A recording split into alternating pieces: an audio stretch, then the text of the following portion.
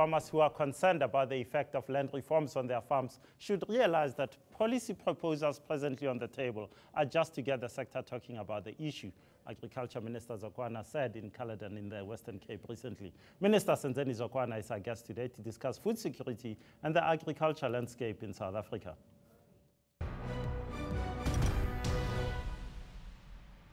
Minister Zokwana, welcome to the show. Really fantastic to have you here. We've been wanting to speak to you for a very, very long time. So you've said this month is Food Security Month. Why? What are you talking about? We based our call on the Global Organization on Food, which has declared October to be the Global Food Month, on which we look at the people who are vulnerable, food insecure, and come up with an agenda to create awareness about people planting food in their small gardens and promoting family agriculture. Is that what you in government are encouraging? Because every time I hear talk about agriculture, it's all the big farmers this, all the big farmers that, and I've never heard of this idea of Justice Malala planting food in his garden. I spent more time in Limpopo, meeting with small-scale farmers. If we were to dent the scourge of poverty, it is to promote people to use their own gardens, to make sure that they have got some food production. How are you doing that? Through promotion, through programs of government. We put about 4 billion rands into provinces as grants, which means that we have to look at the fate of those who are still in the early stage of development. We call them smallholder farmers, and ensure that the unused land in the former colonies is used for former homelands, because those areas were left unattended. I'm sure in Limpopo there are more than 3 homelands brought together with underdevelopment. Now, when I look back over the past 20 years, do you think this is beginning to work? One of the opposition parties has said that 12 million South Africans are food insecure. Why haven't we dented that number in 20 years? You will find that one of the handicaps has been the issue of land reform. Remember, under the past government, not trying to justify that not done much, 13% of the land was given to 87% of our people. Then there's been land degradation because people are using that small area of land. But I agree with you that we need to do more to make sure that we motivate our farmers.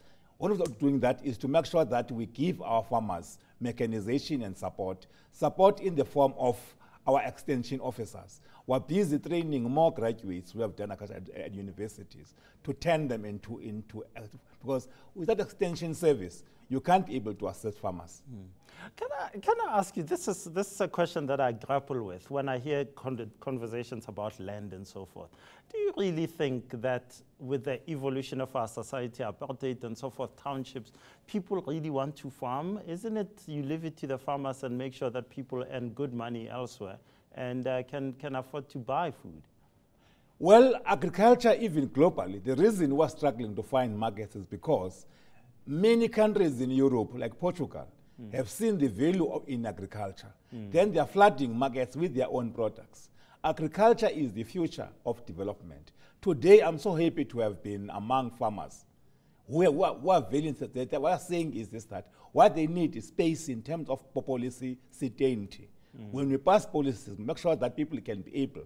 The issue of financing, which will look at the fate of those smallholder farmers. To me, even the youth is enthusiastic to be in agriculture. Okay. You talk about policy uncertainty. Let's talk about that. Now, your colleague, Minister Nkwinti, has put on the table the 50-50 policy proposal in which says that the government is going to take over land, half the land on which you farm from the commercial white farmer, and give it to the workers on that farm.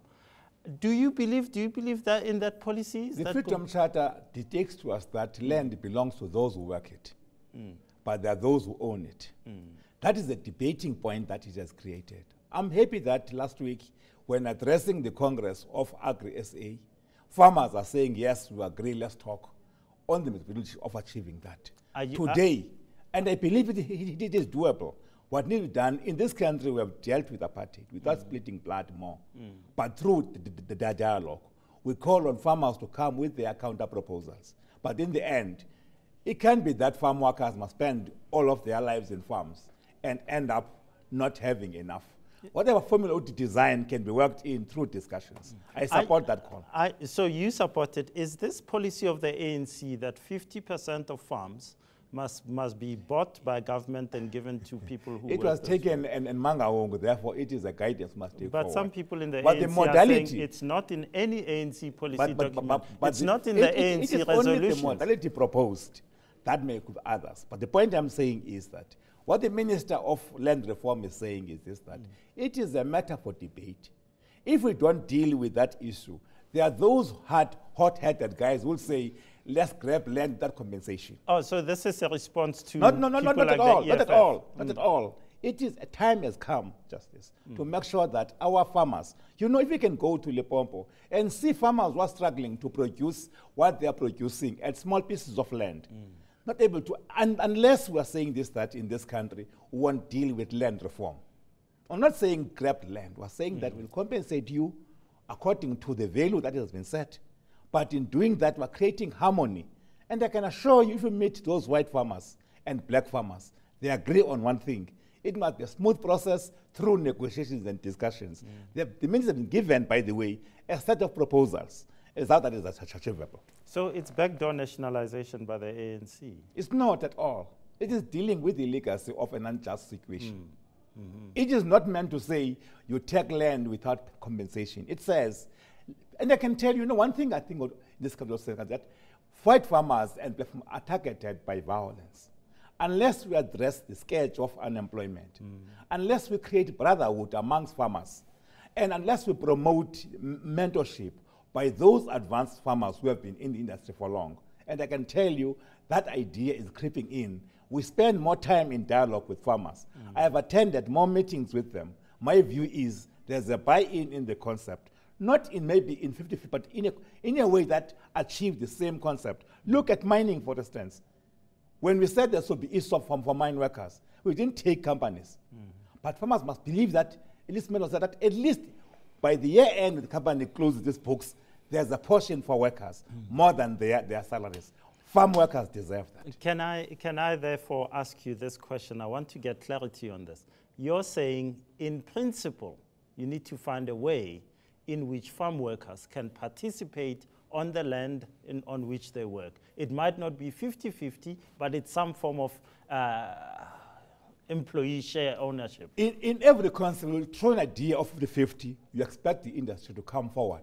That is the situation we're in now, where we're expecting farmers not to say this is scaring, because we need new investments, we need more certainty. And we're saying therefore that the land is made available. There are many forms of getting to farming. You don't need to buy land, you can lease land, but such that that lease is long-term for banks to lend you money. Let's talk about agriculture and how well we are doing in South Africa. The contribution of agriculture to the GDP is only about 2.7% or so. I agree with you. You've said that you want to take it to 7%. How are you going to do that? It's possible. I think we're beginning to look at that. Because it is not only that farmers have stopped farming. If you look at the issue of the markets, I've said first, markets are closing up in Europe. You find that they have got all reasons to question either the quantity or they will come with issues of black spots on our citrus fruits, the issue of foot and mouth. We must deal with those. We must use science to answer some of those in saying this, that we open markets and we defend those markets. We prevent the recurrence of foot and mouth because it destroys those markets. But more, we must do more research in terms of finding new cultivars that can withstand the harshest conditions of climate change. We must change the way we produce our energy. By the way, when we deal with waste from animals, farmers can produce their own energy through biofuel. Can I say, if you don't mind me being a bit skeptical, because we are 20 years into democracy, and I've heard successive ministers of agriculture say all this, and yet we seem to be in agricultural terms on a downward scale. And a lot of people would say it's actually corruption in which politically connected people get pieces of land, get loans from the land bank, and actually don't farm. These people are weekend farmers. People would point at your comrade, the Speaker of the Chair of the National Council of Provinces, who got a land bank loan, bought a farm, and pigs died on that farm. I can tell you that they're saying that, Justice, one soul does not mean some. We can't judge the ANC on the basis of one person. I think if we can go out, today I was happy to see one of the very progressive farmers, Dr. Neresani, succeeding. And I believe that there's a success story to be told. I have been to many farmers who have been part of the land reform. I can't stand here and say all is well and good, but we're working on that. That's why at last now we agreed that there's no reason for land reform to buy land without agriculture knowing and coming in. It's where the fault has been. That's why I was saying, if we can train enough extension officers, we spend more time with scientists, we close this thing of departments working, in parallel. I believe we can do that. Is achievable. Minister, we've had lots of responses when we tweeted that you're coming on the show. A lot of people want to know this about your farm worker who are said to be paid very little money. What's your stance on farm workers' pay, and are you paying your farm worker a little bit better now? I can tell you that I was so impressed by the same man I was quoting, Dr. Neresani.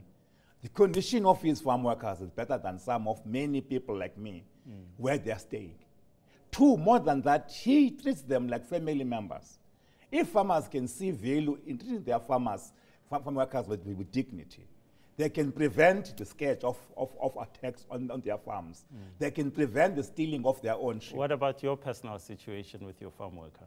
That is an old story, buried and dried up. My worker is earning 2.4. Why do you argue that? And that farmer is staying in a village, not in a farm. I'm very happy to hear that. Minister, thanks so much for your time. Thank you. After the break, our winner and loser of the week. Stay with us.